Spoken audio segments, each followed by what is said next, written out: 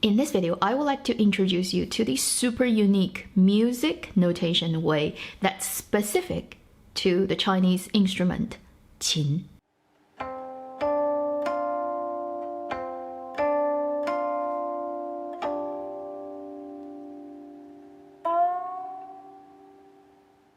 Hi, you're watching Avenue X, where a junkie on good storytelling shares their thoughts, knowledge, and occasional weird ideas on stories and how they're told. This video is not about story, it's about that instrument that shows up on my channel all the time. Qin is one of the oldest instruments in China, fully sort of born and raised in China. If you've watched my previous videos, you know it has a special place in Chinese people's ideas about the culture of China. Today I want to introduce you to the really unique way of how people note music that's specifically played on this instrument. To a lot of Chinese people, if they don't learn this music instrument, that system will look like 天书, which is heaven's scripture, which means nobody can read it. It's like written by aliens. It looks like Chinese characters, but it's not. And it's a really clever way of noting down not only what note you need to be playing, but how to play it. So in today's video, I want to give you a very brief overlook of how that works, and it's a very different system from what Western sort of traditional music and the established current way of how people write down music. If you are very into music, this could be a video for you, even if you don't care about Chinese dramas and you've somehow come across this video just through the magic of YouTube's algorithm. Then welcome, and let's dive into it. When you buy a qin music book these days, chances are they look like this. The first row of each line is pretty straightforward. You can read it the same way you read numbered music notation. The second line is the unique system to guqin called 简字谱, literally meaning reduced character music. As the name suggests, it basically takes different parts of certain Chinese characters and organizes them in a way that shows you how each note should be played. Since traditional Chinese was written vertically and left to right, this cloth I used to cover my qin has 简字谱 printed on it, as you would read from an ancient book. Let's take a few bars from the Untamed theme song, 无机 on qin, for example, to show you how this system works. Oh yes, this is actually how you clean qin.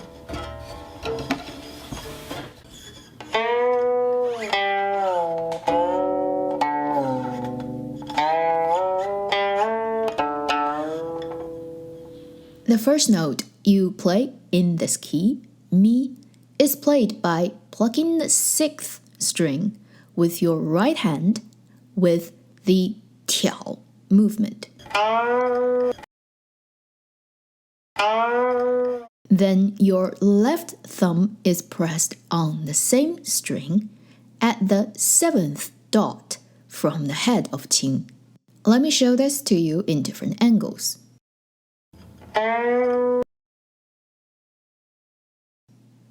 As you can see, the lower part of the symbol shows you what your right hand needs to do.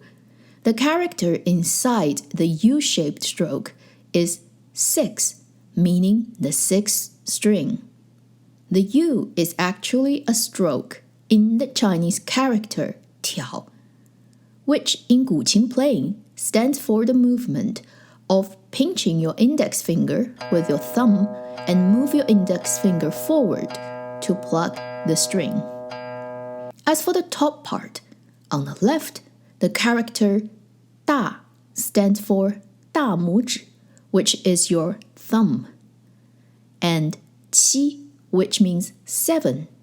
Here notes that it needs to be pressed at the 7th dot position. If you want to fresh up on the Chinese number system, check out this old video of mine. As long as you can recognize number 1 to 10 in Chinese writing, you can read all the numbers in 简字谱. Let's move to the next, do. The bottom is the same. Pluck the sixth string again the same way. The top part now differs as the number becomes 8/2, which means your thumb needs to move to 8.5 dots position.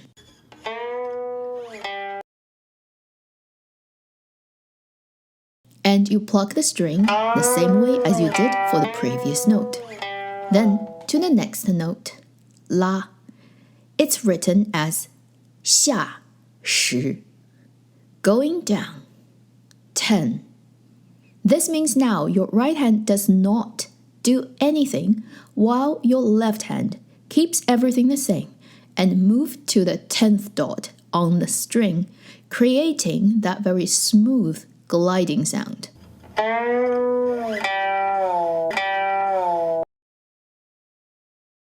Next, T or Xi. That's how Chinese people sing the scale, and so together. If you ignore the scarecrow-like part, just focus on the two lower symbols. On the left, it means left thumb on the 6th string at the 9th dot. On the right, the lower part means 2, so it means the 2nd string. The top part comes from the Chinese character 散, which means loose. In 简字谱, it means a note created by using only your right hand. As for the scarecrow, it comes from the Chinese character 撮, which symbolizes playing two strings together.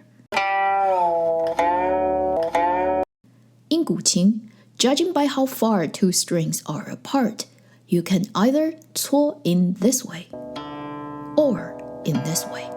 Then we move to so. For the lower part of the symbol, the inside character is 5. It means the 5th string needs to be played. The outer symbol comes from the character 勾, which in qin playing means pluck the string toward the palm with one's middle finger. As for the top part, the number on the right is 10. Can you guess now what it means? Yes, the 10th dot.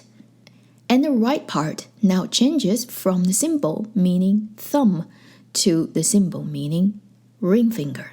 So this is how it's played.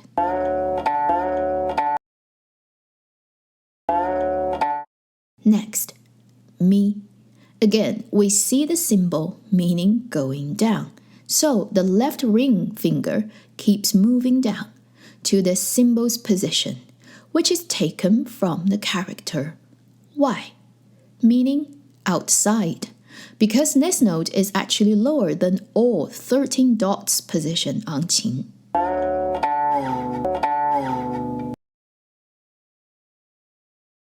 For the next bar, the first symbol now should be clear to you as for what it means.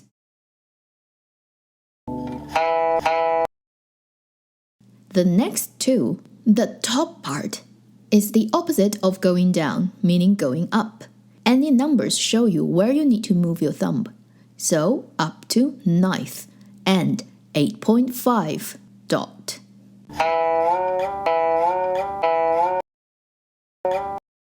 Next, the re note. On the top part, you see two numbers, 7 and 6. This means your finger needs to go to about 7.6 position between the 7th and the 8th dot. Isn't this cool? Mathematics and a good eyeing estimation ability required. For the last two notes, so and la, so now should be very easy to decipher. As for the la, this symbol means the reverse go. Instead of move your middle finger towards yourself, move it forward. As for your left hand, move your ring finger, which should be at the 9th dot on the 4th string, up to the 7.9th dot. 简字谱 has about 24 very frequently used symbols meaning different finger movements on the strings. If you can remember them and the logic behind how they are arranged, and be able to read number 1 to 10 in Chinese, then you can read any Qing music, even if it was freshly excavated from an ancient tomb. Incidentally, if you look at episode 42 of The Untamed, when Lan Zhan, Lan Xichen, and Wei Wuxian are trying to figure out the tune that made Nie Mingjue go crazy, the book Lan Zhan is playing off is not really Gu Qing music, but an instruction page of what the symbols mean in Jianzi Pu. Well, I guess in that sense, it's not a total miss, but still, you can't really play a tune off that page no matter how hard you try. So that is the gist of how Gu Qing's music is written down and being passed down through generations. Obviously, these days it has its modern adaptations, it's mixed with the widely accepted sort of Western music's way of noting down music, but its unique essence is still kept intact today, and I would say even improved, because now you can be very accurate about the rhythm of your piece, where you need to pause, where you need to make it longer, shorter, whatever. Like, now it's actually a very, very complete and comprehensive system. After watching this video, I can guarantee that you will probably, know more about Qing's music system than say 99% of human population. So congratulations, another weird thing to show off at parties. Thank you for watching Avenue X. I'll see you in my next video. Meanwhile, live long and happy drama watching, music playing, music reading, if that's something that people like doing. I'm pretty sure there's actually one person who would actually read music for fun. Yeah, and you know who you are.